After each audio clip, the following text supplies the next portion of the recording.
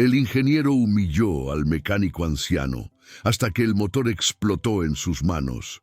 En el corazón de Boyle Heights, donde el sol de Los Ángeles castiga el asfalto y lo hace temblar en ondas de calor, el aire huele a una mezcla densa de metal caliente, gasolina y la carne asada que escapa de un food truck estacionado en la esquina.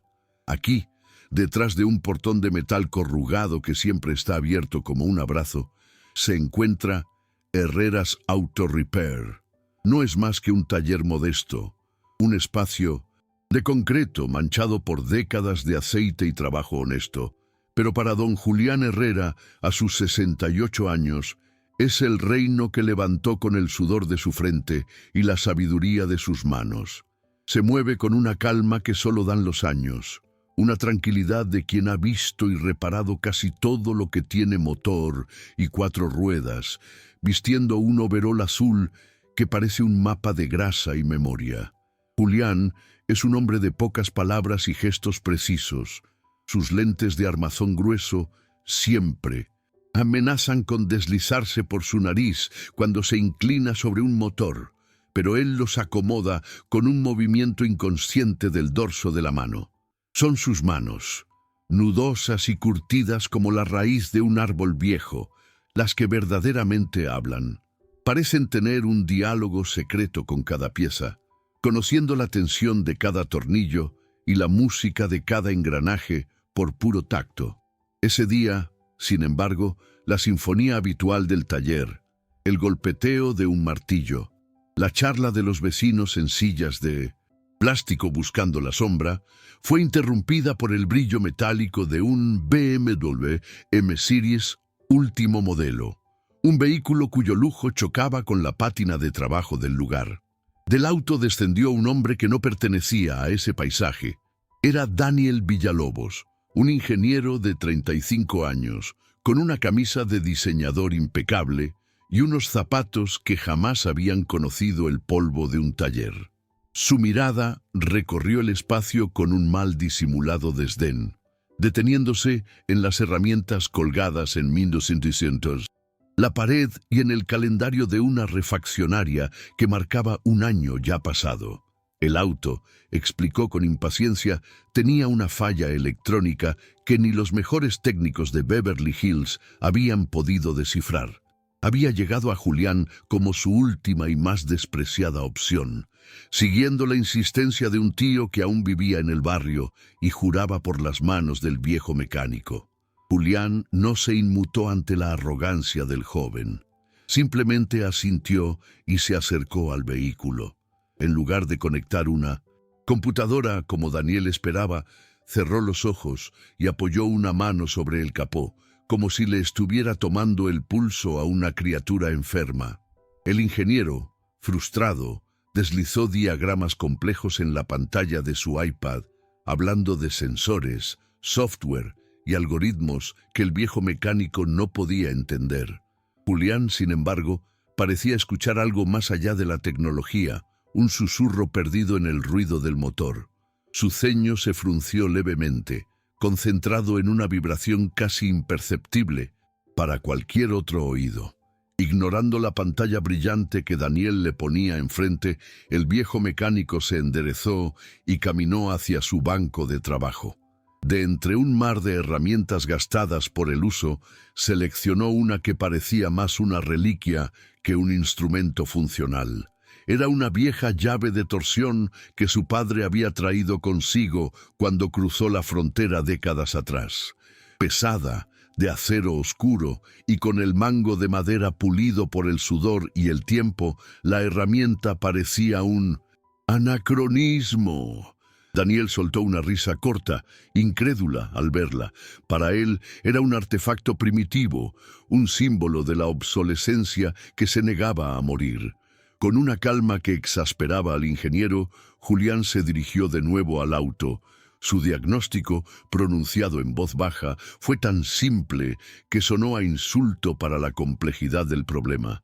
Era una simple válvula PCB obstruida, una pieza tan análoga, tan mecánica, que la sofisticada computadora del BMW ni siquiera la registraba como un error, crítico, generando lecturas fantasma que habían vuelto locos a los técnicos de la agencia. Era un problema de plomería, no de programación. Un detalle que solo podía detectarse escuchando el flujo del aire, sintiendo la respiración del motor. A pesar del sarcasmo evidente de Daniel, quien no dejaba de murmurar sobre cómo una pieza de $10 no podía ser la causa de todo, Julián procedió a hacer el reemplazo. Usó sus herramientas de siempre, las que conocía como una extensión de sus propios dedos. Para el apriete final de la nueva válvula, tomó la vieja llave de torsión de su padre. La sostuvo por un momento, sintiendo su peso y su historia, y luego la ajustó con un gesto casi sagrado, un movimiento que no se medía en números en una pantalla, sino en la tensión que sentía en sus muñecas. Al terminar, le hizo una seña a Daniel. El ingeniero encendió el motor, y éste volvió a ronronear con la precisión alemana con la que fue construido. Semanas después, la paz del taller volvió a romperse. El mismo BMW M-Series frenó bruscamente frente al portón, levantando una nube de polvo. Daniel Villalobos salió del auto hecho una furia, con el rostro enrojecido por la ira.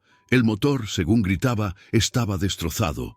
La catástrofe había ocurrido en plena autopista y ahora acusaba a Julián de haber usado una pieza aftermarket barata que había causado el desastre. Lo hizo frente a otros clientes y a los vecinos que combatían el calor con unos jarritos, convirtiendo una queja en una humillación pública. La reputación de Julián, forjada durante 40 años de servicio honesto, pendía de un hilo.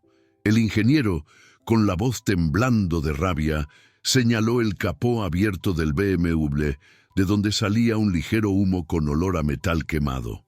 «Esa chatarra que usted le puso me fundió el motor. Me va a pagar hasta el último centavo o lo demando y le quito este lugar». Julián, sin mostrar alteración, se secó lentamente las manos con un trapo rojo, manchado de grasa vieja. Su mirada era tranquila pero firme, como la de un padre paciente frente a un hijo desbocado. Levantó los ojos y los fijó en los del joven, que ardían de furia y soberbia. «Joven, esa pieza era la correcta. El problema de su auto no nació aquí, en mi taller». Su voz era suave, pero cargada con el peso de la certeza, una seguridad que no venía de los manuales, sino de una vida entera dedicada a entender el lenguaje de las máquinas. El ingeniero soltó una risa amarga, un sonido áspero que cortó el aire pesado de la tarde. «Ah, ¿no?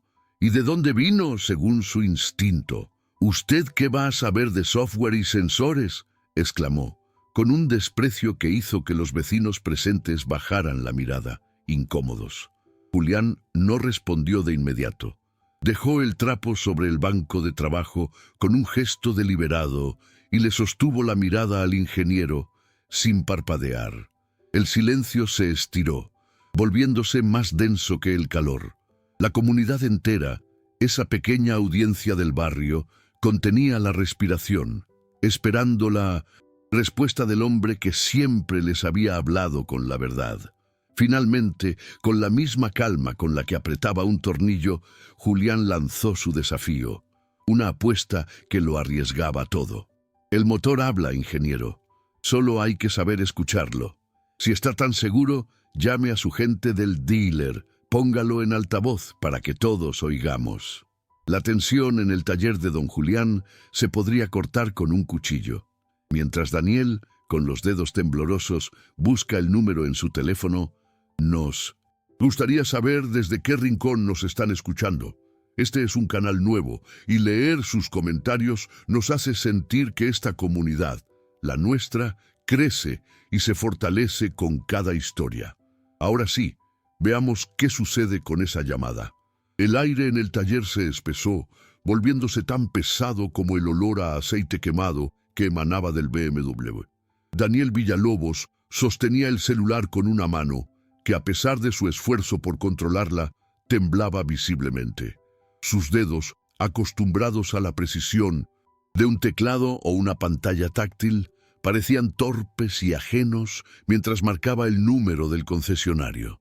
Los vecinos, que antes conversaban en sus sillas de plástico, ahora formaban un semicírculo silencioso, un jurado popular del barrio cuyos veredictos no se escribían en papel, sino que se grababan en la memoria colectiva de la comunidad. Julián, por su parte, permanecía inmóvil junto a su banco de trabajo, con los brazos cruzados, su rostro una máscara de paciencia forjada por décadas de 1905. Diagnósticos difíciles, un tono de llamada, luego otro, finalmente una voz nítida, impersonal y con un ligero eco de oficina, contestó a través del altavoz. Era el jefe de mecánicos de la agencia de Beverly Hills, un hombre llamado Frank. Daniel, carraspeando para aclarar su garganta, explicó la situación con una urgencia forzada, describiendo el modelo del auto, el fallo catastrófico en la autopista y la reciente reparación de la válvula PCV. Su voz, usualmente llena de una confianza casi agresiva, ahora tenía un filo de desesperación. Quería una confirmación, una validación de su acusación frente a esa audiencia que lo miraba sin parpadear. Desde el otro lado de la línea, la voz de Frank hizo una pausa. Se escuchó el tecleo rápido de un computador. Hizo un par de preguntas técnicas, cortas y al punto, sobre el color del humo y si había habido algún tipo de cascabeleo previo al colapso del motor. Daniel respondió con monosílabos, su seguridad desmoronándose con cada consulta. Entonces, tras un silencio que se sintió eterno, el jefe de mecánicos emitió su diagnóstico con una certeza clínica y demoledora. El fallo, explicó, era consistente con un sobrecalentamiento extremo causado por detonación prematura. Un problema clásico derivado del uso de combustible de bajo octanaje en un motor de alto rendimiento. El silencio que siguió a esa declaración fue más profundo que cualquier ruido del taller. La voz de Frank, ajena al drama que se desarrollaba en Boyle Heights, añadió que la reparación de la válvula PCV que Julián había realizado no solo había sido correcta, sino que probablemente había evitado que el problema se manifestara antes. El combustible barato, usado seguramente para ahorrar unos dólares, había sido el verdadero asesino del motor. Daniel bajó el teléfono lentamente. Su rostro había perdido todo color, dejándolo con una palidez cerosa bajo el sol de la tarde. La humillación era un peso visible sobre sus hombros, encorvándolos. Los vecinos intercambiaron miradas. No hubo sonrisas de victoria ni palabras de burla. Solo un asentimiento colectivo, un reconocimiento silencioso de que la verdad, como el aceite, siempre acaba saliendo a la superficie. Don Ramiro, un hombre mayor que tenía una pequeña tienda de abarrotes en la esquina, se ajustó el sombrero y habló con voz rasposa pero amable. A veces lo más caro sale barato, joven. Y a veces, por querer cortar camino, uno se pierde. Don Julián es un hombre derecho. Aquí todos lo sabemos. Sus palabras no eran un regaño, sino una lección impartida con el respeto que se le da a un tropiezo ajeno. Daniel no supo qué responder. Se quedó de pie, en medio del taller, un extraño en su propia catástrofe. Fue entonces cuando Lucía, la hija de Julián, salió de la pequeña oficina del fondo. Era una mujer de 30 y tantos, con la misma mirada serena de su padre, pero con una energía más afilada. Sostenía una libreta de contabilidad en una mano y un lápiz en la otra. Se detuvo frente al ingeniero y le preguntó, sin rastro de rencor en su voz, ¿y ahora qué va a hacer? Porque ese motor no se va a arreglar solo. Su pregunta era práctica, directa, y obligó a Daniel a enfrentar la siguiente capa de su problema. La llamada a la agencia no había terminado del todo. Antes de colgar, Daniel, con la voz apenas un susurro, preguntó por el costo de un motor nuevo instalado por ellos. La cifra que Frank le dio a través del teléfono hizo que incluso los vecinos más curtidos soltaran un silbido bajo. Era una cantidad astronómica, suficiente para comprar un par de autos de los que usualmente se reparaban en ese taller. El ingeniero se pasó una mano por el cabello, su arrogancia finalmente rota, reemplazada por un pánico puro y palpable. Estaba atrapado, ahogado por las consecuencias de su propia soberbia y su descuido. Julián, que había permanecido en silencio durante todo el intercambio, finalmente se movió. Se acercó al joven, no con aire de triunfo, sino con la mesura de un artesano que evalúa un trabajo complejo. Puso una mano sobre el hombro de Daniel, un gesto que sorprendió a todos por su calidez. «Hay otra manera», dijo en voz baja, para que solo él lo escuchara. «No será con piezas nuevas del dealer, con sus cajas bonitas y sus garantías de papel. Será con mis manos, con mi tiempo. Puedo reconstruirlo. Le costará una 10ª parte, pero tendrá que confiar en mí». La oferta dejó a Daniel sin palabras. La confianza era precisamente lo que él había destrozado minutos antes. Miró los ojos de Julián, buscando algún truco, alguna señal de revancha, pero solo encontró una calma profunda y honesta. Miró a su alrededor, al taller manchado de grasa, a las herramientas gastadas colgadas en la pared, a la gente del barrio que lo observaba con una mezcla de lástima y expectativa. Sabía que no tenía otra opción. Asintió lentamente. Una capitulación que era, al mismo tiempo, un primer paso hacia algo que no entendía del todo. Los días siguientes transformaron la dinámica del taller. El BMW desmantelado ocupaba el lugar de honor, su compleja maquinaria expuesta como las entrañas de un animal de metal.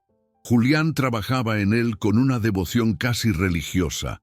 Cada movimiento de sus manos era preciso y meditado. Daniel empezó a aparecer por las tardes, después de su trabajo. Al principio, se quedaba a distancia, observando en silencio, con su camisa de diseñador ahora arremangada.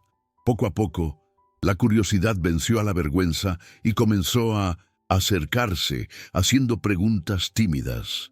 Julián le explicaba las cosas sin condescendencia. Le mostraba cómo el desgaste en un pistón contaba una historia, cómo la holgura en un cojinete era un dialecto del lenguaje del motor. No hablaba de algoritmos ni de software, sino de física pura, de la sinfonía de la combustión y la fricción.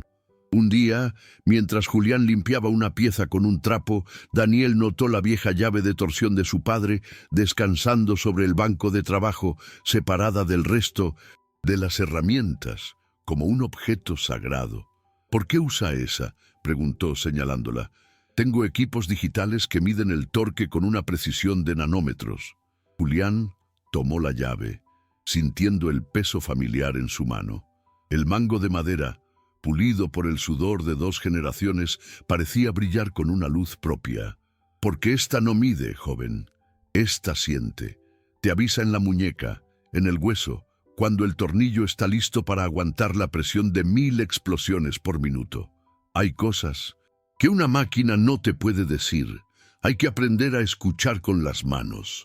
Dejó la llave de vuelta en su lugar, pero la conversación quedó flotando en el aire, una idea nueva y extraña para el ingeniero. El trabajo avanzaba.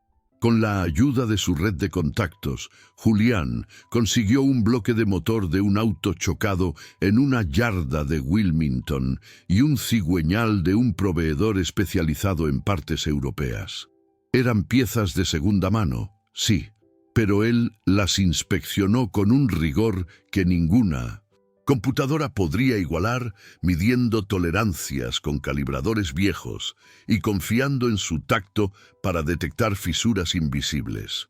Daniel, a su lado, aprendía a ver la diferencia entre un repuesto original y uno de calidad, una lección que no venía en sus libros de texto de Caltech, justo cuando la victoria parecía al alcance de la mano. Cuando el motor reconstruido empezaba a tomar forma, encontraron el obstáculo final. Al intentar montar la cabeza del cilindro, Julián notó una deformación mínima en la superficie del bloque, una consecuencia del sobrecalentamiento original que sus primeras inspecciones no habían revelado. Era una imperfección de menos de 1 milímetro, pero suficiente para impedir un sellado perfecto. El motor, si lo armaban así, volvería a fallar. El problema era que rectificar esa superficie requería una máquina de precisión que él no tenía. La noticia cayó como un balde de agua fría. El tiempo se agotaba. Daniel necesitaba el auto para una presentación importante con inversionistas la semana siguiente. La presión que lo había llevado a usar gasolina barata volvía a aparecer, esta vez con más fuerza. Miró a Julián, su recién nacida confianza comenzando a flaquear. El viejo mecánico estaba de pie, con las manos en la cintura, mirando el bloque del motor con el ceño fruncido. La solución no estaba en sus manos, ni en su taller. Por primera vez desde que empezó la reparación, una sombra de duda cruzó el rostro de don Julián. Un silencio tenso que anunciaba que la prueba más difícil apenas estaba por comenzar. El silencio en el taller de Julián era un motor apagado, denso y lleno de una tensión que el calor de la tarde solo hacía más sofocante. La duda, como una mancha de aceite, se extendía por el rostro de Daniel. Toda la confianza que había construido en las últimas semanas se evaporaba frente a esa diminuta imperfección en el metal. Un defecto que la soberbia de la tecnología no podía prever y que la sabiduría de la experiencia no podía arreglar. El tiempo corría en su contra, cada segundo un martillazo en su cabeza, recordándole la presentación con los inversionistas.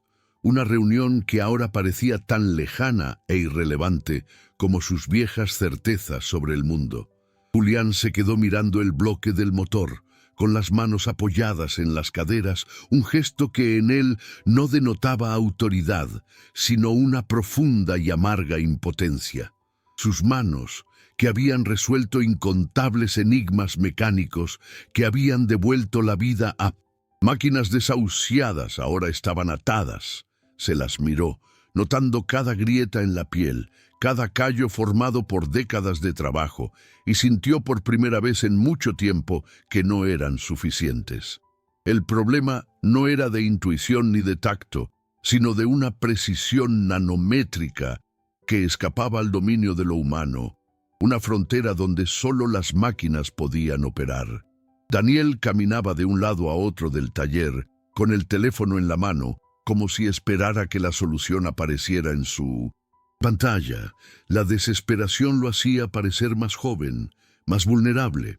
Murmuraba para sí mismo, calculando costos, buscando talleres especializados en su agenda, pero sabía que nadie los atendería con la urgencia que necesitaban. Estaba atrapado entre dos mundos, el de la eficiencia corporativa, que no tenía tiempo para emergencias, y el del taller de Boyle Heights, que tenía todo el tiempo del mundo, pero no las herramientas necesarias. La ironía era cruel y afilada. De repente se detuvo. Su mirada se fijó en un punto indefinido, más allá de las paredes manchadas de grasa. Un recuerdo, una conexión olvidada. Se abrió paso a través del pánico. Había un lugar, un taller de mecanizado de alta precisión en el Valle de San Fernando que su empresa usaba para fabricar prototipos experimentales.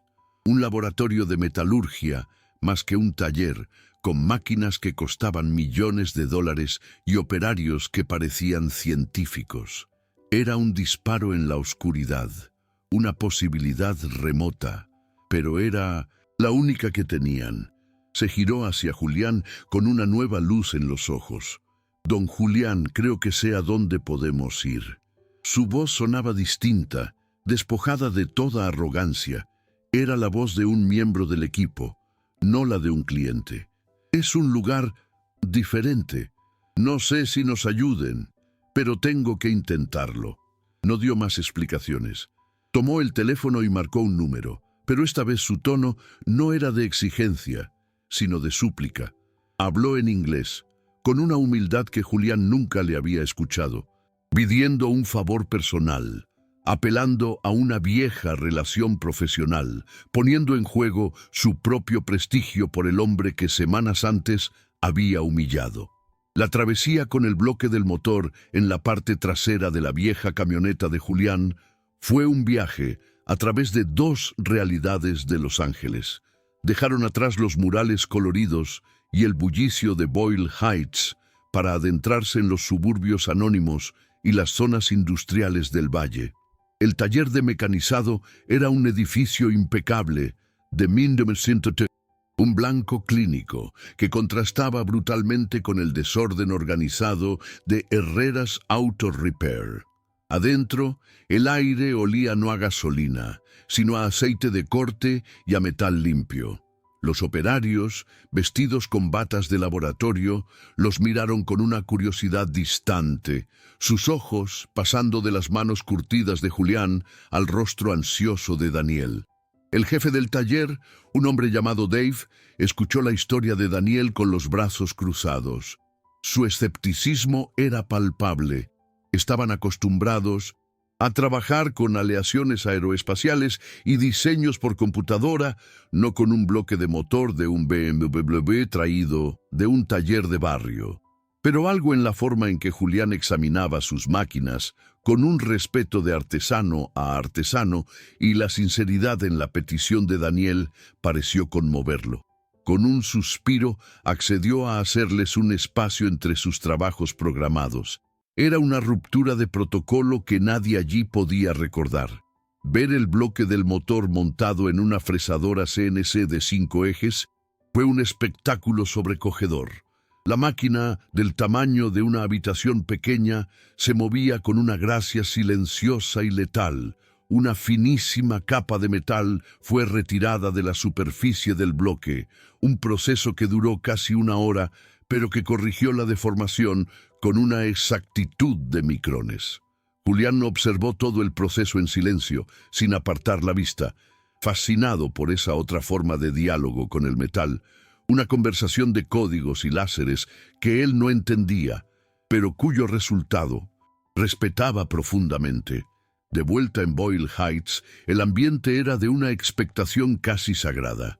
El bloque rectificado descansaba sobre el banco de trabajo, su superficie ahora perfecta, un espejo oscuro que reflejaba la esperanza de ambos hombres.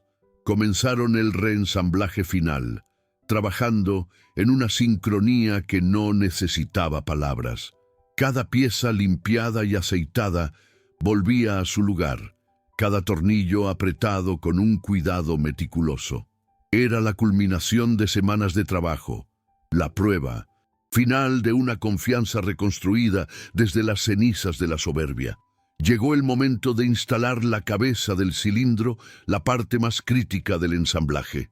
Los tornillos debían ser apretados en una secuencia específica y con un torque exacto para garantizar un sellado hermético. Daniel sacó de su maletín una llave de torsión digital de última generación, un aparato que medía la fuerza con una precisión impecable y emitía un pitido cuando se alcanzaba el valor correcto. Procedieron con calma, siguiendo el manual al pie de la letra, tornillo por tornillo. Todo iba perfecto hasta que llegaron al último, el más inaccesible. El espacio era tan reducido que la cabeza voluminosa de la llave digital no encajaba bien. Después de varios intentos, la herramienta emitió un pitido de error, su pantalla parpadeando con una lectura inconsistente.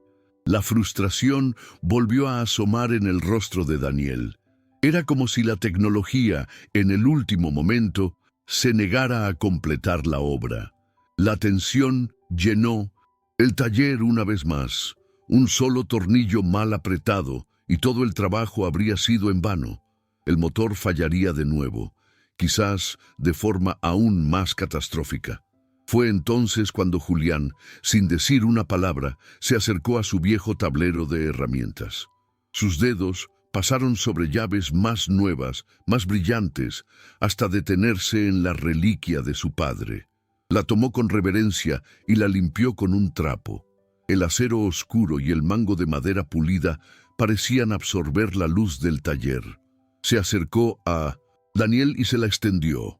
No le dio una instrucción, no le explicó nada, simplemente se la ofreció, un gesto de confianza absoluta que trascendía cualquier manual de ingeniería. Daniel miró la vieja llave, luego a los ojos de Julián. Entendió. Aquello no era una herramienta, era un legado. La tomó, sintiendo su peso inesperado, la historia contenida en su masa. El mango de madera se sentía cálido, casi vivo, en su palma. Se arrodilló junto al motor, encajó la llave en el último tornillo y comenzó a girar lentamente. No había pantallas ni pitidos, solo el sonido de su propia respiración y el crujido sordo del metal. Cerró los ojos, concentrándose en la sensación que subía por su brazo, buscando ese punto de tensión perfecta que Julián le había descrito, ese lenguaje que se siente en los huesos. Y entonces lo sintió, un cambio sutil, casi imperceptible, la señal de que el tornillo había llegado a casa. El momento de la verdad había llegado. Varios vecinos y un par de mecánicos de talleres cercanos se habían reunido en la entrada, atraídos por el rumor de que el motor del BMW volvería a la vida. Formaban una audiencia silenciosa, un jurado del barrio listo para dar su veredicto. Julián llenó los fluidos, conectó la batería y luego, con un gesto, le cedió el honor a Daniel. Usted, joven, usted lo terminó. Daniel tragó saliva, sus manos temblando ligeramente al tomar las llaves. Se sentó en el asiento del conductor, el olor a cuero nuevo mezclado ahora con el de aceite de taller. Giró la llave. El motor de arranque giró una vez, 2 veces. Hubo un instante de silencio aterrador que pareció durar una eternidad. Y entonces, un rugido limpio, profundo y estable que llenó el taller y se derramó por la calle.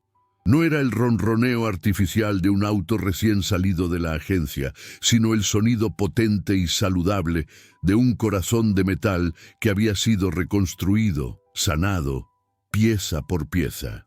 El motor se asentó en un ralentí perfecto, una sinfonía de combustión controlada.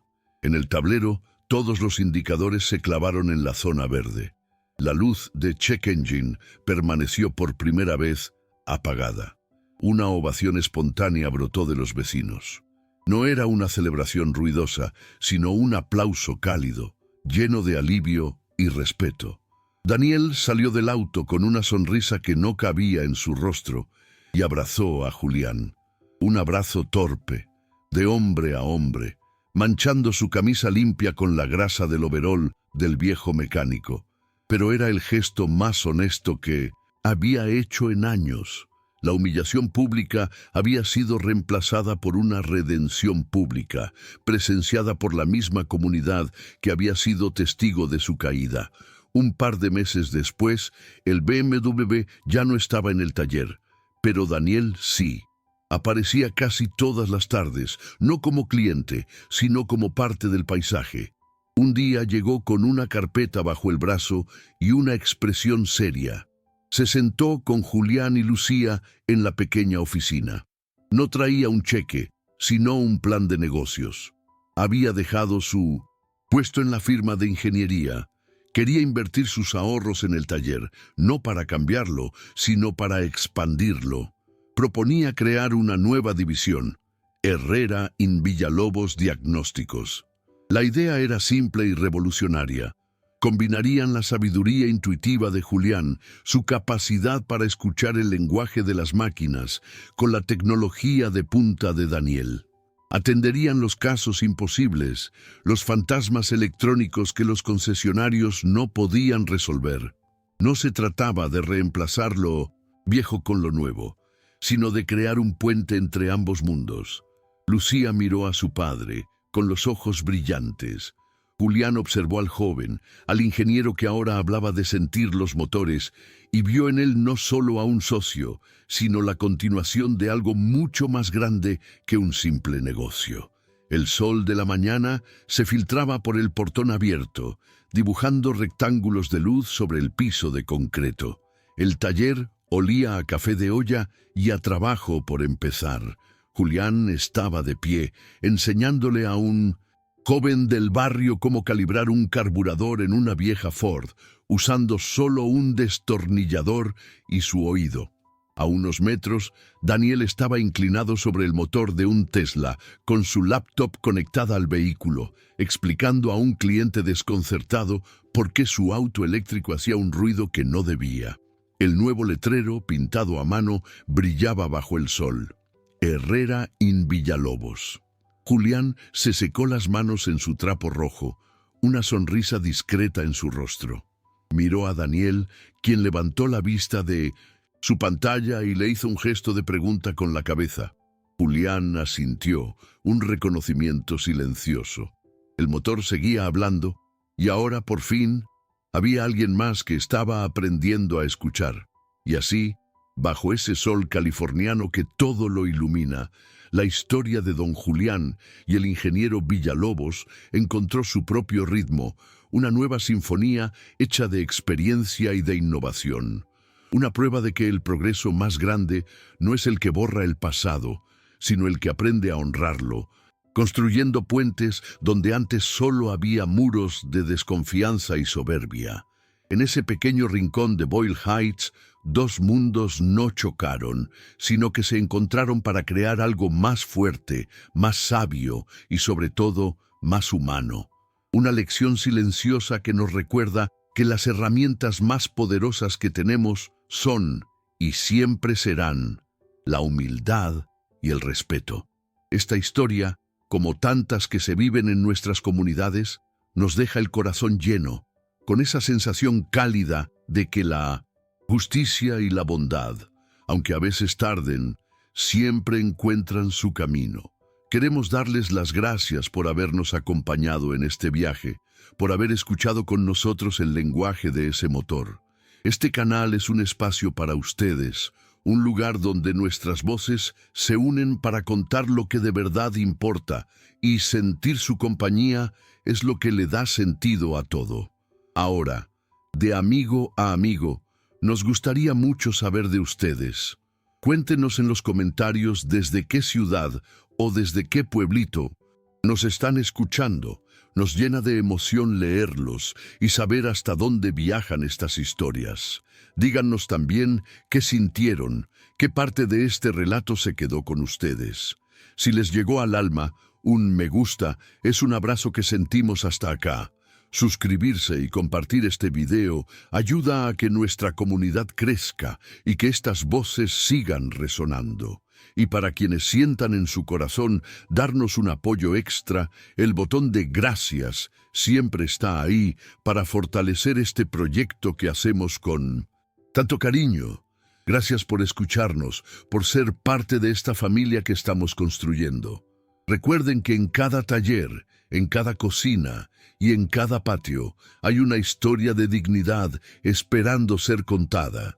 Que nunca les falte la fe en el camino ni una mano amiga que los acompañe.